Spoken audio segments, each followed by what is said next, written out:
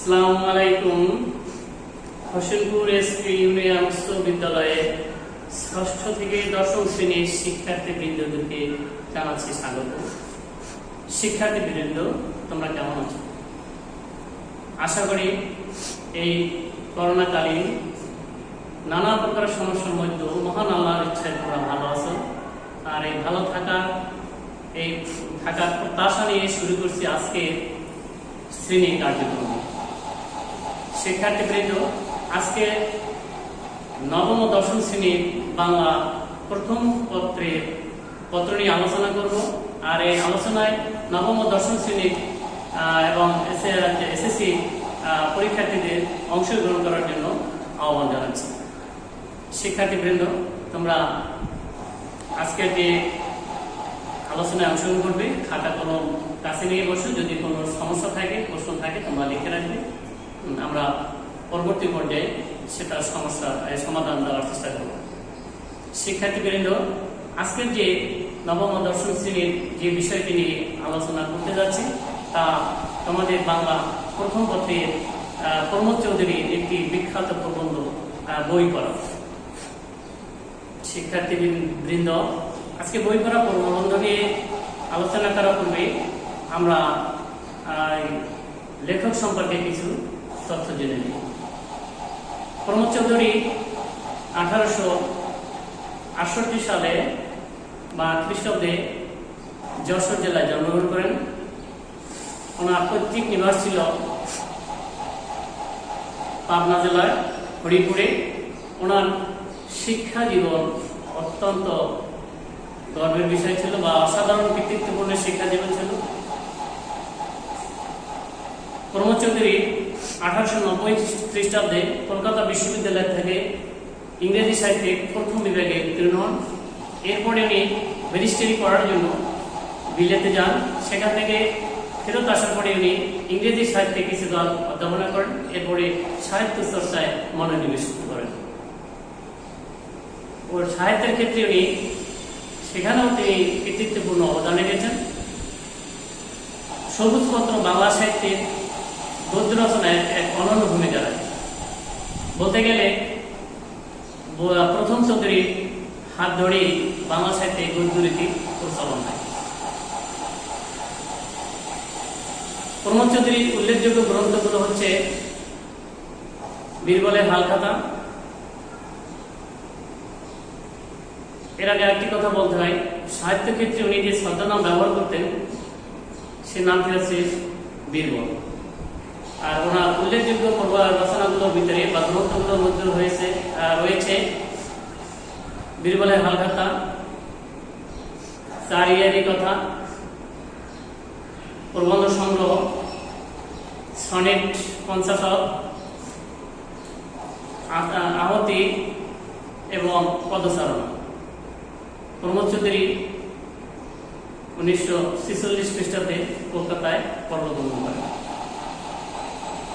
আমরা লেখক সম্পর্কে কিছু তথ্য জেনে নিলাম, কারণ এগুলো থেকে তোমাদের বহুমুখী অভিজ্ঞতার যে প্রশ্ন থাকে।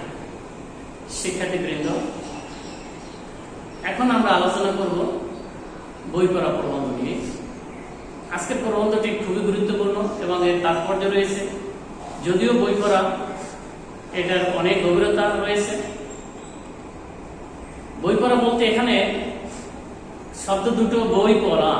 তো বই পড়া বলতে এখানে লেখক শুধু শিক্ষার্থীর যে শ্রেণীতে কিংবা পাঠ্যসূচির যে বইগুলো রয়েছে, বোর্ড কর্তৃক যে নির্ধারিত বইগুলো রয়েছে, সেগুলো পড়লেই যে শিক্ষার্থীর পরিপূর্ণ জ্ঞান হয় না বা জ্ঞানের পরিধি যে প্রসারিত হয় না, সেক্ষেত্রে উনি লেখক আলোকপাত করেছেন।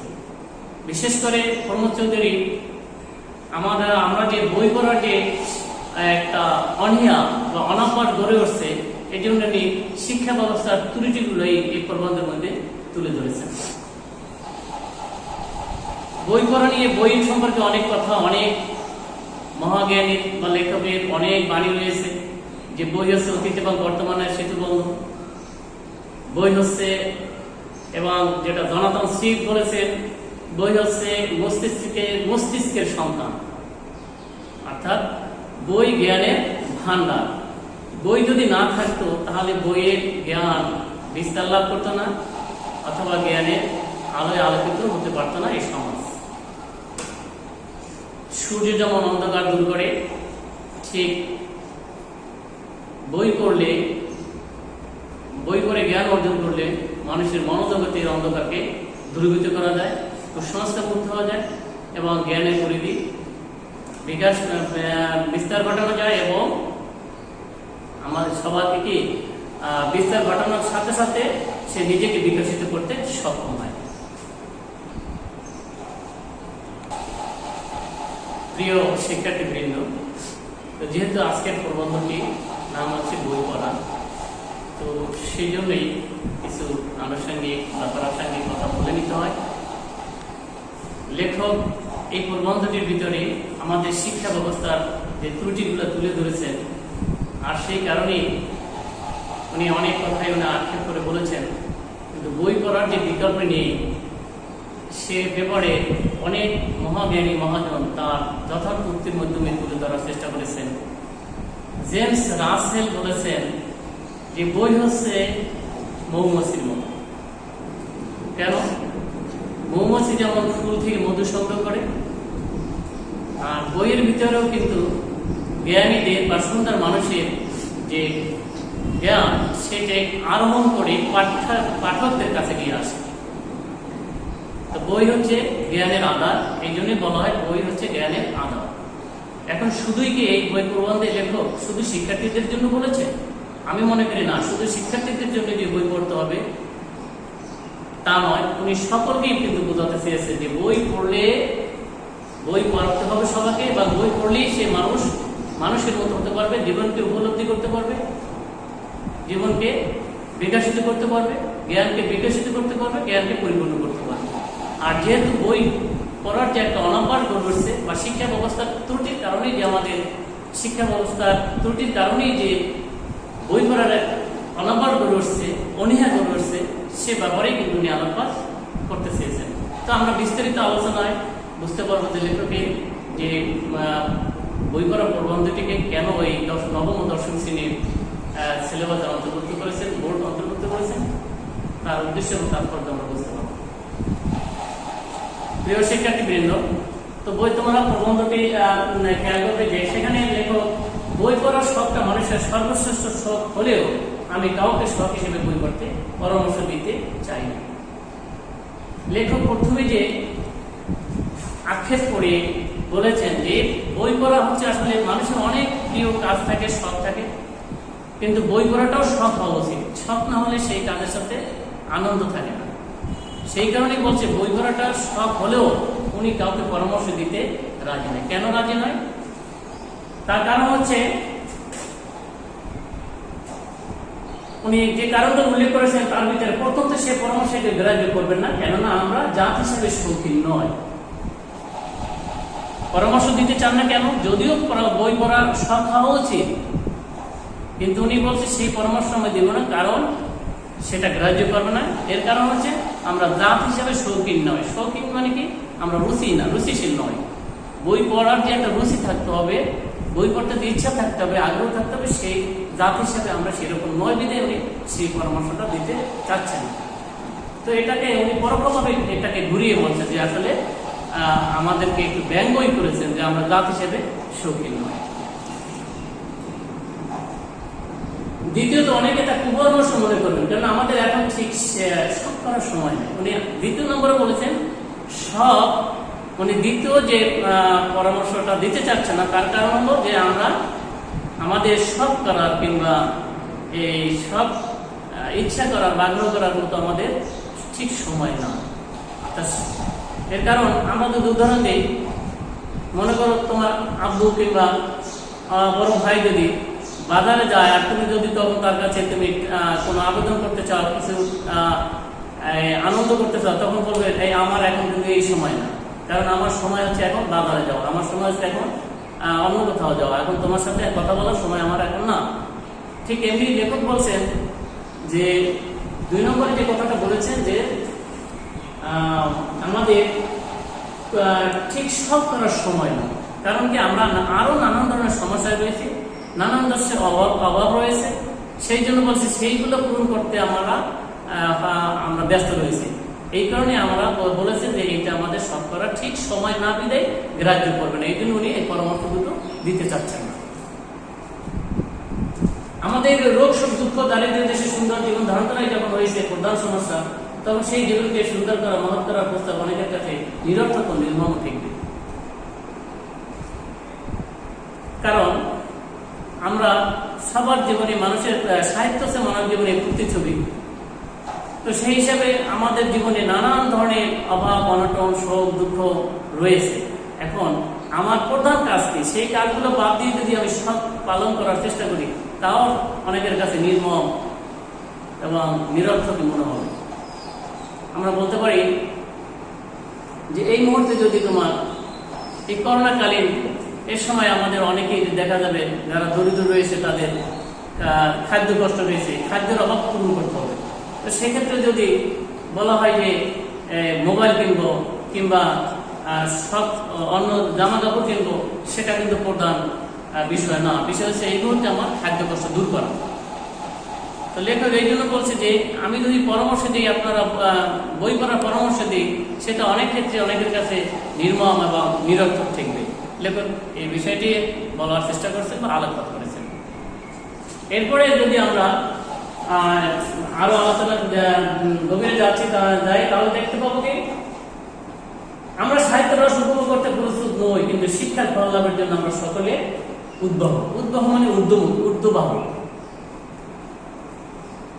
তোমরা নিশ্চয়ই জানো যে সাহিত্যের একটি মজার দিক বা রসের দিক রয়েছে।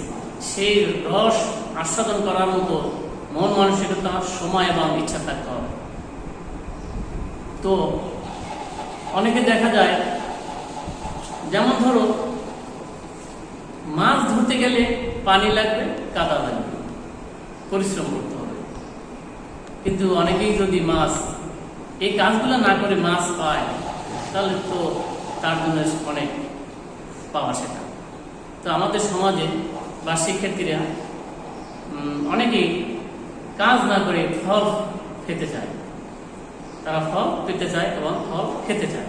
তো সেই জন্য বলছে লেখক যে সাহিত্যের রস আস্বাদন করার চেয়ে তারা ফল ভোগ করতে চায়। এটা একটা আমরা যদি উদাহরণ দিই, যে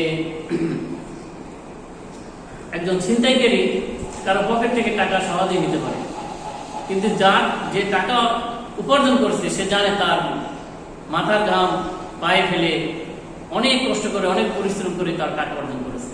কিন্তু একজন ছিনতাইকারী কিন্তু চট করে তার পকেট থেকে টাকা নিয়ে নিতে পারে, পকেট থেকে টাকা নিতে পারে, তার কোনো পরিশ্রম লাগবে না। কিন্তু সে কিন্তু এটা টাকা অর্জন করার যে একটা মজা, টাকা অর্জন করার যে একটা কষ্ট, টাকা অর্জন করার জন্য যে তার ধারাবাহিকভাবে নিরবচ্ছিন্নভাবে যে তার পরিশ্রম, সেই স্বাদটা, সেই মজাটা, সেই জিনিসই সে জানে না। তো শিক্ষার ত্রুটির কারণে, শিক্ষা ব্যবস্থার ত্রুটির কারণে লেখক বলতে চেয়েছেন যে আমাদের সমাজে বা আমাদের সমাজের শিক্ষার্থীরা, তবে সবাই চায় যে শিক্ষার যে সাহিত্য চর্চার যে একটা সাহিত্যের মধ্যে যে একটা মজা আছে, স্বাদ আছে, সেটা উপলব্ধি না করে তারা চট করে ফল পেতে চায়, যে একটা সার্টিফিকেট চায়, বা তারা অন্যভাবে এর একটা ফল পেতে চায়, অন্যভাবে হলো এটা পেতে চায়। এরপরে বলেছেন শিক্ষার ফল লাভের জন্য আমরা সকলে উদ্বহ কথার অর্থ কি? ঊর্ধ্বমুখী, ঊর্ধ্ববাহ। যেমন তোমার বন্ধুকে কিংবা অন্য কোনো প্রিয়জন পেলে আমরা কি করি, তাকে একদম আকৃষ্ট না ভেবে দৌড় দিয়ে তার দিকে যাই, তাকে এভাবে আগলে ধরতে চাই, বুকে নিতে চাই। অথবা তোমার বাবা যখন তুমি যখন ছোট ছিল, তোমার বাবা যখন বাজার থেকে আসে, অন্যদিক থেকে আসে, তখন তাকে কি করো, দৌড় দিয়ে ঘাটতে ধরো। এখন তুমি পড়ে যাবে না, বাবাকে ঠিক আছে কি আছে না, সেটা তুমি আকৃষ্ট না ভেবে তাকে কিন্তু দৌড় দিতে ধরতে। তো আমরা এখানে লেখক এটাই বলতে চেয়েছেন যে শিক্ষার ফল লাভের জন্য আমরা ঊর্ধ্বমুখী, আমরা ফল পেতে চাই। কিন্তু ফল লাভ করতে হলে তার পিছনে যে তার শ্রম দিতে হয়, তার যে একটা তার পিছনে আরো নিরবচ্ছিন্ন যে চেষ্টার প্রয়োজন আছে এবং চিন্তা অনেক কিছু তার পিছনে দিতে হয়। তার ফলে যে ফলটা আমরা পাবো সেটার ভিতরে একটা আনন্দ থাকে, মজা থাকে এবং সেটাও সেই ভোগ করার মধ্যে তার একটা আনন্দ পাওয়া যায় বা একটা প্রকৃত জিনিস উদ্ধার করা যায়। তো সেক্ষেত্রে আমরা কি দেখি, কোনো পরিশ্রম না করে, কোনো চেষ্টা না করে, তার মূল গভীরে না গিয়ে শিক্ষার্থীরা কিন্তু অন্যরা সেই ফলটা পেতে চাই। এই জন্য লেখক বলেছে যে সাহিত্যের রস আস্বাদন না করার চেয়ে আমরা ফল পেতে চাই। অর্থাৎ দেখা যায় পরীক্ষার সময় পরীক্ষা আসলে যেভাবে হোক না কেন একটা সার্টিফিকেট অর্জন করতে চাই। লেখক এই দিকটাই আলোচনা করতে চেয়েছেন। এটাও হয়েছে আমাদের শিক্ষা ব্যবস্থার ত্রুটির কারণে। আমাদের বিশ্বাস শিক্ষা আমাদের গায়ের জ্বালা চোখের জ্বালা দুই দূর করবে, এই আশা সম্মত দুরাশা কিন্তু তাহলে আমরা তা ত্যাগ করতে পারিনি, কারণ আমাদের উদ্ধারের জন্য কোনো সদুপায় আমাদের চোখের সামনে সম্মুখে দেখতে পাইনি। এখানে লেখক আরেকটি কথা বলেছেন, আমাদের বিশ্বাস মানে আমাদের দেশের, আমাদের সমাজের, রাষ্ট্রের সবারই বিশ্বাস ছিল, বাবা মায়ের ইচ্ছা ছিল, অভিভাবকের বিশ্বাস ছিল, শিক্ষার্থীরও বিশ্বাস ছিল যে কি বিশ্বাস তাদের, যে শিক্ষা আমাদের গায়ের জ্বালা ও চোখের জ্বালা দুই দূর করবে। গায়ের জ্বালা বা চোখের গায়ের জ্বালা এবং চোখের জল দুই দূর করবে। গায়ের জ্বালা কি, প্রত্যেকটা মানুষের কিন্তু একটা লক্ষ্য থাকে যে শিক্ষা অর্জন করে আমি বড় হবো, শিক্ষা অর্জন করে চাকরি পাবো, শিক্ষা অর্জন করলে আমি একটা সার্টিফিকেট পাবো, আমার একটা সুখ্যাতি হবে। তো এই যে সুখ্যাতি হবে, হ্যাঁ, এখন যদি আমরা যদি তোমাদেরকে ক্লাসে বা অনেকখানে বলি যে তোমাদেরকে এখন একটা পুরস্কার দেওয়া হবে, তোমাদের এখন কোনো মিষ্টি দেওয়া হবে, তখন দেখা যাবে তোমার মেন্টালি যে একটা পরিবর্তন হয়, মেন্টাল বা মানসিক যে একটা পরিবর্তন হইলো এই চাহিদার সাথে সাথে, এই পাওয়ার আশায় সাথে সাথে তোমাদের গ্রন্থিগুলো একটা অ্যালার্ম দেয় যে হ্যাঁ, শারীরিকভাবে আমরা যখন ভয় পাই কিংবা আনন্দিত হই তখন আমাদের শরীরে কিন্তু একটা পরিবর্তন দেখা দেয়। তো আমি যদি সার্টিফিকেট পাই, আমি যদি শিক্ষিত হই, আমি যদি চাকরি পাই, তাহলে আমার শারীরিক মানসিকের সাথে সাথে আমার শারীরিক যে একটা পরিবর্তন হবে বা সমাজের যে একটা পরিবর্তন হবে, পরিবার যে উপকৃত হবে, এটাকে বলা হয়েছে কি গায়ের জ্বালা। অর্থাৎ আমার মানসিক প্রশান্তির সাথে সাথে আমার শারীরিকভাবেও আমি কি প্রশান্তি লাভ করবো। এই জন্য বলছে গায়ের জ্বালা আর চোখের জল।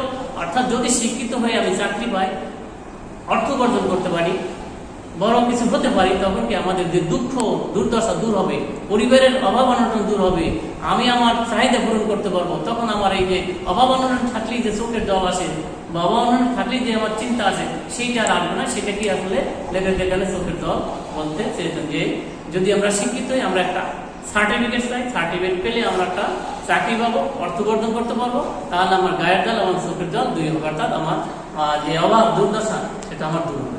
এইটাই ছিল সবার বিশ্বাস। হ্যাঁ, লেখাপড়া তাদের বিশ্বাস, লেখাপড়া করলে এভাবেই আমার চোখের জল দূর হবে এবং আমার গায়ের জ্বালা দূর হবে, অর্থাৎ অভাবনাটন দূর হবে, আমি খ্যাতি পাবো এবং আমার নানান ধরনের আমার উপকার হবে। কিন্তু শিক্ষার যে আরো উদ্দেশ্য আছে, শিক্ষার যে একটা মজা আছে, শিক্ষার যে একটা স্বাদ আছে, এটা কিন্তু কেউ উপলব্ধি করার চেষ্টা করে না। আর এই জন্য লেখক এই কথা বলার চেষ্টা করেছেন। এসব সম্ভবত দুরাশা, কিন্তু তাহলে আমরা তা ত্যাগ করতে পারিনি, কারণ আমাদের উদ্ধারের জন্য কোনো সদর। এখন লেখক বলছে যে আশা সম্ভবত দুরাশা, কারণ চাকরি লেখাপড়া করলেই যে চাকরি পাবো, টাকা অর্জন করবে, আবার প্রকৃতির শিক্ষা না পাইলে যে চাকরি পাবে, তার কিন্তু এখন বর্তমানে সেই দুরাশা। কিন্তু দুরাশা হলেও কিন্তু আমরা সেটা ত্যাগ করতে পারি নাই।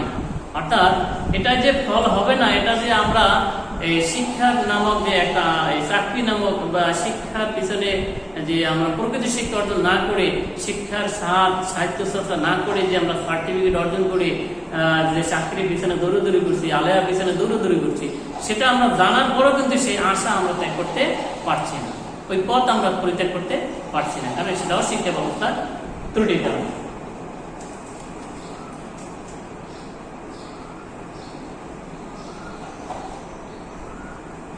শিক্ষার মাহাত্ম্যে আমিও বিশ্বাস করি এবং যিনি যাই বলুন সাহিত্য চর্চাতে শিক্ষার সর্বপ্রধান অঙ্গ, সে বিষয়ে কোনো সন্দেহ নেই। লেখক বলেছেন শিক্ষার মাহাত্ম্যে অর্থাৎ গুরুত্বে বা এতে তাৎপর্য রয়েছে, সেটা লেখকও বিশ্বাস করেন। কিন্তু যাই বলুন সাহিত্য চর্চাতে শিক্ষার সর্বপ্রধান অঙ্গ, সে বিষয়ে কোনো সন্দেহ নেই। লেখক বলছেন যে শিক্ষা অর্জন করতে হলে তোমার যে সাহিত্য চর্চা করতে হবে, এর বিকল্প নেই। প্রকৃতি শিক্ষিত হতে হলে সাহিত্য চর্চা করতে হবে। শিক্ষার যদি আমরা বিভিন্ন মতভেদ রয়েছে, শিক্ষার যে প্রধান দুটি অঙ্গ, একটি হচ্ছে কি প্রকৃতি, আমরা প্রকৃতি থেকেও শিক্ষা গ্রহণ করতে পারি, আর একটা হচ্ছে আমরা বই থেকে। তা বই থেকে যদি আমরা শিক্ষা অর্জন করতে যাই, তাহলে সেটা চর্চা ছাড়া কোনো উপায় নেই। যে যত বড়ই মেধাবী হোক না কেন, কিন্তু এখন কিছু মেধাবী আছে অতি মেধা, সেটার সাথে আমরা তুলনা করতে পারবো না। কারণ আজকে যদি যারা অতি মেধাবী ছিল, ধরো রবীন্দ্রনাথ ঠাকুর, বিজ্ঞানী এডিসন, এরকম আমরা যদি বলি আরো অনেক হাজারো নাম বলতে পারবো, তাদের যে মেধা, সেই মেধাটা যদি বইয়ের ভিতরে সংরক্ষিত না থাকতো, তাহলে আমরা আজকে সেখান থেকে জ্ঞান আহরণ করতে পারতাম না। সাগরে যদি পানির উৎস, বিভিন্ন উৎস রয়েছে, কিন্তু পানির মূল উৎস হচ্ছে কি সাগর, সেখানে সাগরে পানি আমরা বিভিন্ন উৎসে চলে যাই। তো সেরকম যে জ্ঞানী গুণীর যে বই, যে লেখা রয়েছে, সেই বই থেকে যদি আমরা জ্ঞান আরোহণ না করতে পারি, সংগ্রহ না করতে পারি, তাহলে আমরা শিক্ষায় শিক্ষিত হতে পারবো না। আর ওইভাবে পারবো আমরা প্রকৃতি থেকে। তো সেই জন্যই বলছে লেখক যে শিক্ষার যে গুরুত্ব রয়েছে, তাৎপর্য রয়েছে, মাহাত্ম্য রয়েছে, সেটা লেখকও বিশ্বাস করেন, অবশ্যই করতে হবে সবার। অপরদিকে তিনি বলেছেন যে সাহিত্য চর্চা, শিক্ষা অর্জন করতে হলে সাহিত্য চর্চার বিকল্প নেই, বা বলছেন সর্বপ্রধান অঙ্গ থেকে যে যত বড় জ্ঞান হতে চায়, তাহলে তার সাহিত্য চর্চা অবশ্যই করতে হবে। লোকে যে সন্দেহ করে, তার কারণ এই শিক্ষার ফল হাতে হাতে পাওয়া যায় না, অর্থাৎ তার কোনো নগদ বাজার দেওয়া নেই।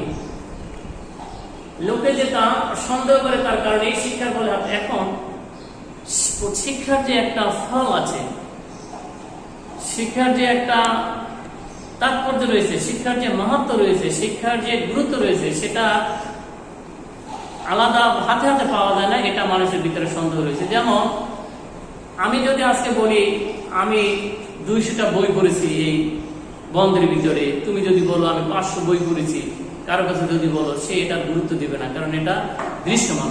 কিন্তু তুমি যদি বলো যে আমি এখন এই অনেকগুলো বড় মাছ ধরে নিয়ে আসছি, তখন সেটা দেখবে যে এটার আর্থিক একটা মূল্য আছে এবং সেটা অনেকে কিনতে চাইবে। অথবা তুমি যদি বলো আমার কাছে এখন 10টি এই মূল্যবান কি রয়েছে, স্বর্ণের আংটি রয়েছে, তাহলে সেটা একটা কিনতে চাইবে। কিন্তু তুমি যদি বলো যে আমি এই 200 বই পড়েছি, 500 বই পড়েছি, কারণ এইটার মূল্য, এটার যে তাৎপর্য, এটার যে ফল, এটা তো খুব দৃশ্যমান না কারণ, কারণ এটা এই যে মানসিক একটা অদৃশ্য, এটা ফল কাউকে দেখানো যায় না, বোঝানো যায় না, যদি উপলব্ধি না করতে পারে। আর অন্যকে যেগুলো দৃশ্যমান, আমার কলমটা আমি দেখাতে পারি যে এটা দৃশ্যমান, কিন্তু এখন এই যে কলমের যে উপকারিতা, সেটা কিন্তু তোমাকে দৃশ্যমান না, সেটা লিখে দেখাতে হয় অথবা প্রমাণ করতে হয়। তো শিক্ষার যে গুরুত্ব রয়েছে, তাৎপর্য রয়েছে, মাহাত্ম্য রয়েছে, সেটা লেখক স্বীকার করেন, কিন্তু এর ফল হাতে হাতে যা পাওয়া যায় না। আর এই জন্য অনেকের কাছে এটা সন্দেহান যে, যেমন আমরা যদি ইসলামের দিকেও তাকাই, তাহলেও দেখতে পারবো যে হাদিস করার অনেক কথা বলেছেন যে রোজা না রাখলে, নামাজ না পড়লে এই শাস্তি হবে, সেই শাস্তি হবে। মানুষ কিন্তু সেটা অনেকেই বিশ্বাস করে না। বিশ্বাস করলে তাহলে রোজা নামাজ ত্যাগ করতে পারতো না। কিন্তু যখনই দেখা যায় যে সাপের গর্তে হাত দিলে সাপে কাটে, দেখো এটা দৃশ্যমান, যার ফলে গর্তে কেউ হাত দেয় না। হ্যাঁ, বিদ্যুতে যদি হাত দেয় অনেক ক্ষেত্রে যদি শর্ট করে, সেখানে দেখেছে দৃশ্যমান হচ্ছে যে বিদ্যুতে মানুষ ধরলে সেখানে মারা যায়, যার ফলে সহজে বিদ্যুতের কাছে যে না জানে সে হাত ধরবে না। আবার জানে যে অন্যায় করলে, অপরাধ করলে, চুরি করলে পুলিশে ধরে নিয়ে যায়, শাস্তি দেয়, যার ফলে অনেকে অপরাধ থেকে নিজেকে সংযত রাখে, দূরে রাখে। হ্যাঁ, কিন্তু শিক্ষার, সাহিত্য চর্চার যে একটা বলছে, সাহিত্যের যে একটা রস আছে, সেটা দৃশ্যমান না। আমি অনেক জ্ঞানী হলে, অনেক গুণী হলে, অনেক বই পড়লে আমার যে উপকার হবে, আমার যে জ্ঞানের পরিধি বৃদ্ধি পাবে। হ্যাঁ, অনেক জ্ঞানী আছে, কিন্তু সেই জ্ঞানের তো মানুষের মূল্য দিবে না, কারণ মানুষ মূল্য দেবে যেটা আর কি ফল হাতে হাতে পাওয়া যায় সেটা।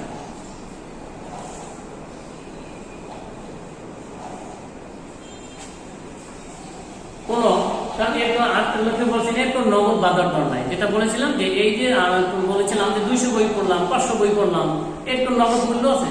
তুমি যে অনেক তুমি চর্চা করেছো, তোমার আমার ভিতরে বা তোমার ভিতরে 200 বই পড়ার ফলে এই বন্ধের ভিতরে যে তোমার জ্ঞান অর্জন হয়েছে, তোমার যে মেধার বিকাশ হয়েছে, অথবা তুমি যে তুমি তোমার এই ভিতরে যে একটা উপলব্ধি এসেছে, সেটার তো বাজার দর নেই। কিন্তু বাজার দর আছে তোমার ওই যে মাছের, বাজার দর আছে তোমার, তুমি যে যদি বলো যে আমার কাছে 10টা আংটি আছে, স্বর্ণের আংটি, সেটা একটা বাজার দর রয়েছে।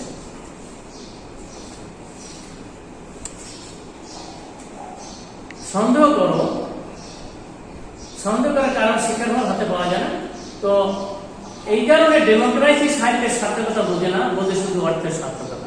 এখানে লেখক ডেমোক্রেসির কথা বলা হয়েছে যে এই কারণে ডেমোক্রেসি সাহিত্যের সার্থকতা বোঝে না, বোঝে শুধু অর্থের সার্থকতা। ডেমোক্রেসি শব্দের বাংলা অর্থ হচ্ছে গণতন্ত্র। এটার আবার ব্যাপকতা রয়েছে, অনেক কথার মার কাছে রয়েছে। এটা আমি সহজে তোমাকে বলার চেষ্টা করছি যে ডেমোক্রেসি, তুমি ধরো টেইলার কিংবা দর্জির দোকানে তুমি 500 টাকার যদি এক গাছ কাপড় নাও, আবার 20 টাকা দরের এক গাছ কাপড় যদি নাও, তাহলে দেখা যাবে কি টেইলারের কাছে কিন্তু যে কেসি দিয়ে একভাবেই কাটবে।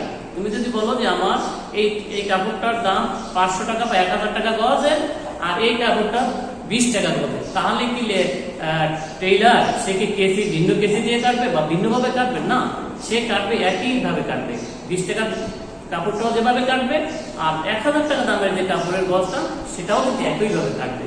তো গণতান্ত্রিক এখানে ভিন্নভাবে বলা হয়েছে যে গণতন্ত্রের লেখক বুঝাতে চেয়েছেন যে গণতন্ত্র কিন্তু এভাবে একটা বলতে গেলে এটাকে একটু অন্য লাইন কথা হবে, তারপর বলছি যেমন গণতন্ত্র কিন্তু যেমন মেধার মূল্য বোঝে না, গণতন্ত্র বোঝে মাথার মূল্য। অর্থাৎ আমি আর একটা উদাহরণ দিচ্ছি, যদি এখানে 10 জন লোক শিক্ষার্থী বসা থাকে বা 20 জন শিক্ষার্থী বসা থাকলো, তাহলে যদি আমাকে ভোটের একটা নির্বাচনের একটা প্রসঙ্গে আসে, তাহলে যদি 15টা ভোট একজন এক পক্ষ পাইলো আর 5টা ভোট আরেক পক্ষ পাইলো, তাহলে কে জিতে যাবে? যে 15টা ভোট পেয়েছে। কিন্তু এই 15টা ভোট পেয়েছে সে জিতবে, আর 5টা যে ভোট পেয়েছে, অথবা আমি যদি অন্যভাবে বলি যে 20টা ভোটের ভিতরে একজনে পেয়েছে কতটি ভোট? একটা ভোট, আর একজনে পেয়েছে 19টা ভোট, তাহলে 19টা ভোটে কিন্তু জিতে যাবে, একটা ভোটে কখনো জিতবে না। কিন্তু এই 19টি শিক্ষার্থী মেধাবী নাও থাকে, মেধাবী যদি নাও হয়, কিন্তু সে জিতবে। আর একজন যদি মেধাবী হয় তাহলে তার কিন্তু মূল্য দেয় না। অর্থাৎ গণতন্ত্র মেধার মূল্য দেয় না, গণতন্ত্র দেয় মাথার মূল্য, অর্থাৎ পরিমাণের মূল্য, পরিমাণ সংখ্যার মূল্য দেওয়া হয়, মেধার মূল্য দেওয়া হয় না।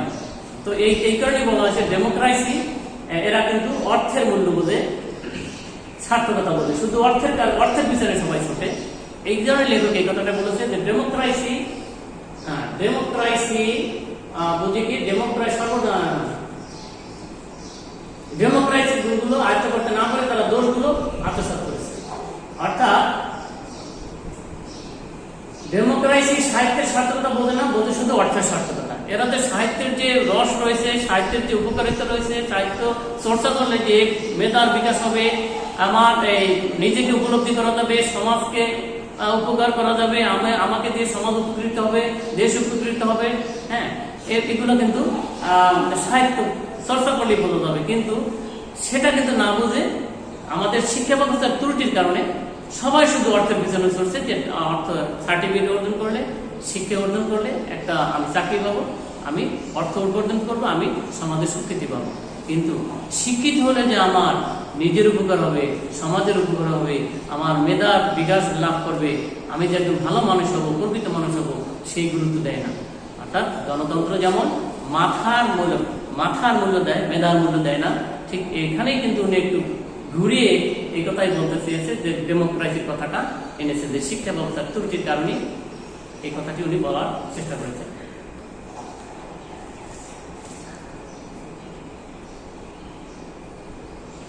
ডেমোক্রেসি গুরুরা চেয়েছিল সকলকে সমান করতে, কিন্তু তাদের শিষ্যরা তার কথা উল্টো বুঝে বুদ্ধিজনী হতে চায় বড় মানুষ।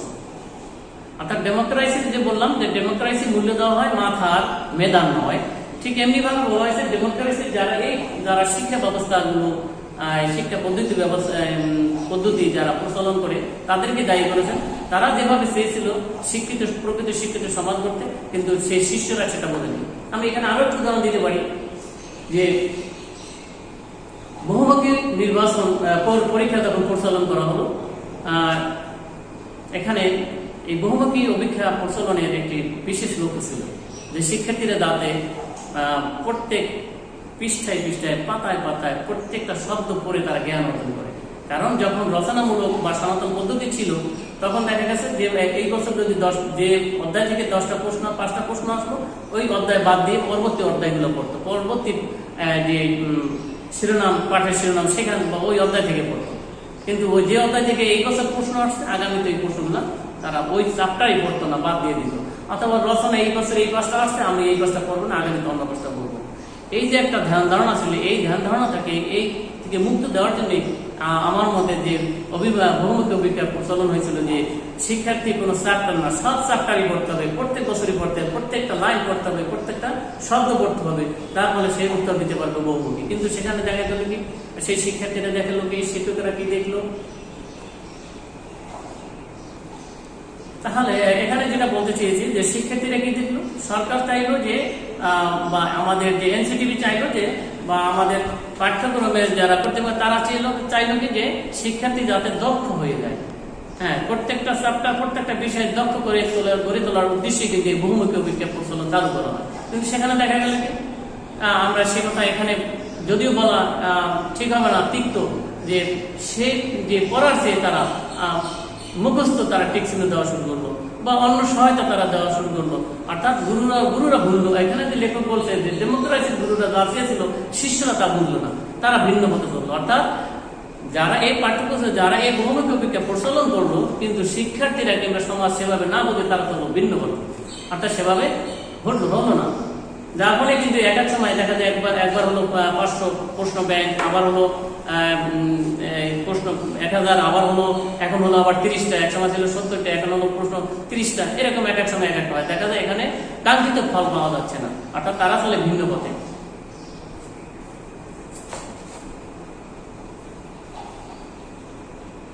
একটি বিশিষ্ট অভিজাত সভ্যতার উত্তরাধিকারী হয়েও ইংরেজি সভ্যতার সংস্পর্শে এসে আমরা ডেমোক্রেসির গুণগুলো আয়ত্ত করতে না পারে তার দোষগুলো আত্মসাৎ করেছি। লেখক এখানে কি বলছে, হ্যাঁ ডেমোক্রেসির যে সবই দোষ না, ডেমোক্রেসি গণতন্ত্রের এখানে আমরা যদি রাষ্ট্রবিজ্ঞানের ভাষা বলি যে যতগুলো শাসন ব্যবস্থা রয়েছে তার ভিতরে গণতন্ত্র একটি উত্তম শাসন ব্যবস্থা। তো আবার কেউ কেউ বলছেন এটা একটা মূর্খ শাসন ব্যবস্থা, সেটা অন্য কথা। তো ডেমোক্রেসির যে গুণগুলো রয়েছে সেটা আমরা কিন্তু আয়ত্ত করতে পারি, আয়ত্ত করতে পারছি কি দোষগুলো। এখানে একটা আরেকটা যদি উদাহরণ দিই, হয়তো তোমরা দেখা যাচ্ছে যে জাপানিরা অথবা অন্য দেশের মানুষগুলা কিন্তু পরিশ্রমী, তারা পরিশ্রম করে, তারা কষ্ট করে, তারা অনেক আমাদের চেয়ে অনেক পরিশ্রম করে তারা, কিন্তু আমরা সেই পরিশ্রম করতে রাজি না। ওই বিদেশিরা অন্যরা কিভাবে পায়ের উপর পা দিয়ে কিংবা কিভাবে ধূমপান করে সেটা কিন্তু আমরা অনেকে রপ্ত করে, কিন্তু তারা যে পরিশ্রমী, তারা যে অনেক মেধাবী, তারা যে অনেক সৃজনশীল, সেদিকে আমরা লক্ষ্য না করে তাদের দোষগুলো আমরা আয়ত্ত করি। এটাই বলতেছে, এটাও শিক্ষা ব্যবস্থার ত্রুটির কথাই বলা হয়েছে।